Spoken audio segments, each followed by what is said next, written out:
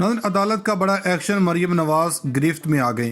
कप्तान से पंगा लेने वालों की शामत, कप्तान ने सब के होश उड़ा कर रख दिए।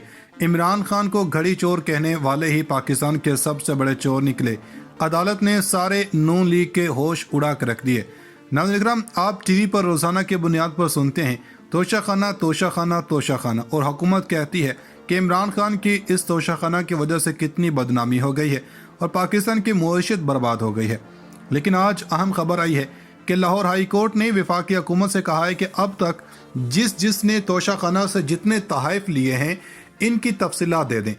वो जो टीवी पर रोज़ाना बोलते हैं तोशाखाना, मगर अब इन्होंने कहा है कि तोशाखाना की तफसीलात अदालत को भी फराहम नहीं की जा सकती।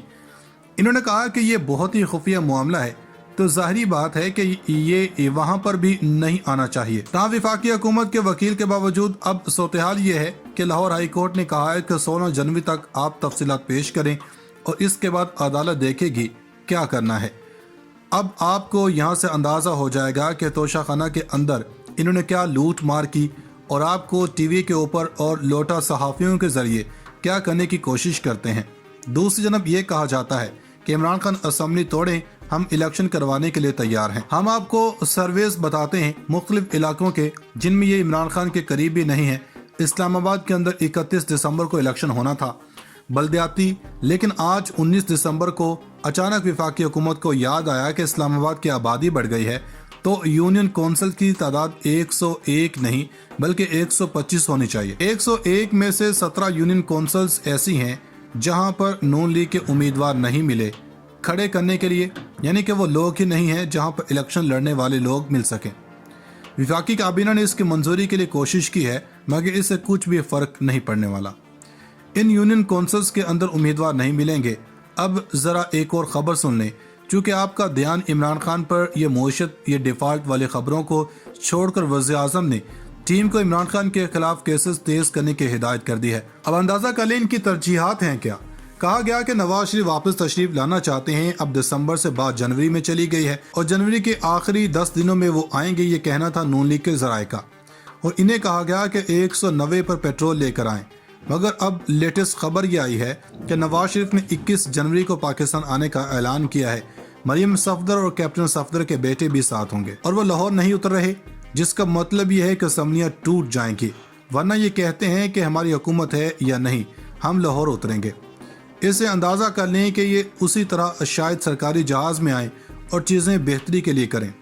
इस मुल्क के साथ इस एहतसाब के निज़ाम को जो इमरान खान रोज़ाना कहते हैं, इनकी तरजीह वाकई अवाम नहीं है।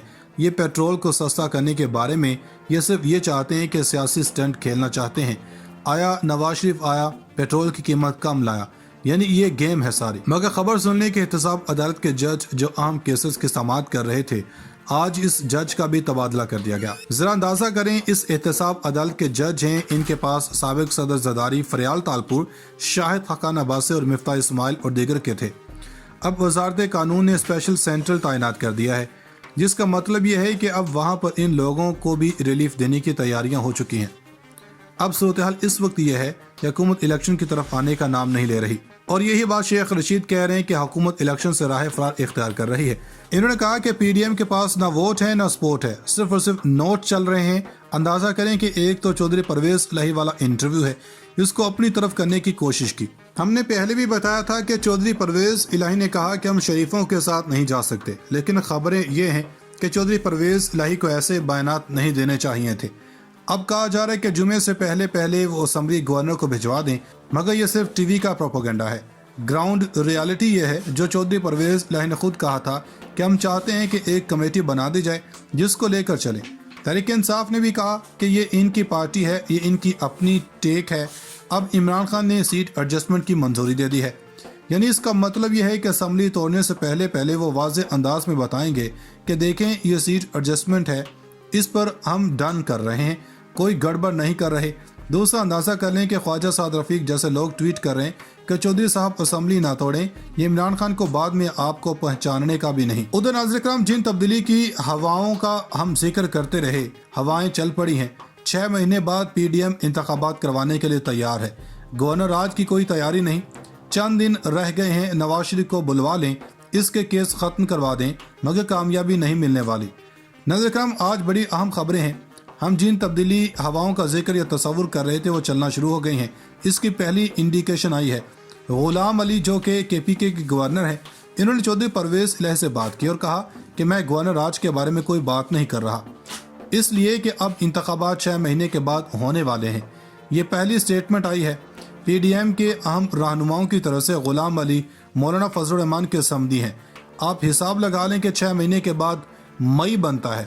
اگر وہ خود مئی کا ذکر کر رہے ہیں تو اس کا مطلب ہے کہ اپریل کا اینڈ یا مئی کا پہلا ہفتہ PDM اس میں انتخابات کروانے کے لیے تیار ہے۔ اس وقت صدر مملکت لاہور میں موجود ہیں، لیکن وہ جو ہم نے کہا کہ ہوائیں چل پڑی ہیں تبدیلی کی، اس سے اندازہ لگا لیں کہ آج سے چند ماہ پہلے جب کوئٹہ کے کور کمانڈر جنرل سرفراز کی شہادت ہوئی تو میڈیا میں خبریں چلوائی گئیں کہ صدر مملکت کو منع کر دیا گیا کہ وہ جنازے میں شرکت کے لیے نہ آئیں، کیونکہ الزام یہ تھا کہ تحریک انصاف کے کچھ لوگوں نے کوئی کمپین کی ہے۔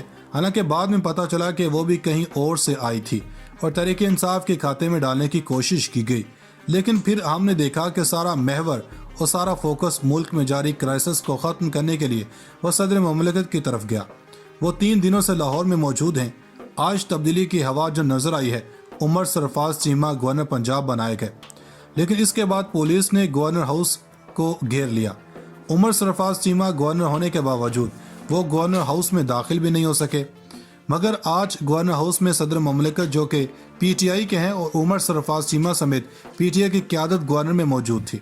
کھانا کھایا گیا، گرین ٹی پی گئی اور سیاست ڈسکس کی گئی۔ تو تبدیلی جو ہے اس کی ہوائیں چل نکلی ہیں۔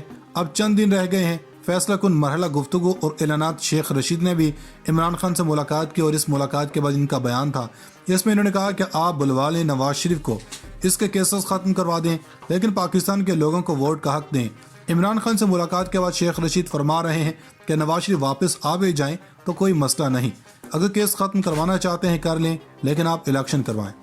لیکن اگر کیسز ختم ہو، نواز شریف واپس آ جائیں تو اس کا مطلب یہ ہے کہ نواز شریف انتخابات میں حصہ لے گا، جو نون لیگ کی پرانی ڈیمانڈ تھی۔ اس میں کہا گیا تھا کہ نواز شریف کو واپس لایا جائے اور انہیں ووٹ کا حق دیا جائے، کیسز ختم کریں، کیونکہ اس وقت عوامی سطح پر، عوامی لیول پر جو پذیرائی PTI کی ہے، جس طرح لوگ عمران خان کے ساتھ ہیں، PTI کے لوگوں کا خیال ہے اور یہ نظر بھی آ رہا ہے کہ اگر نواز شریف آ بھی جاتے ہیں تب بھی ان کے لیے آسانیاں نہیں ہیں۔ اس میں کہا گیا تھا کہ نواز شریف کو واپس لایا جائے اور انہیں ووٹ کا حق دیا جائے، کیسز ختم کریں، کیونکہ اس وقت عوامی سطح پر، عوامی لیول پر جو پذیرائی PTI کی ہے، جس طرح لوگ عمران خان کے ساتھ ہیں، PTI کے لوگوں کا خیال ہے اور یہ نظر بھی آ رہا ہے کہ اگر نواز شریف آ بھی جاتے ہیں تب بھی ان کے لیے آسانیاں نہیں ہیں۔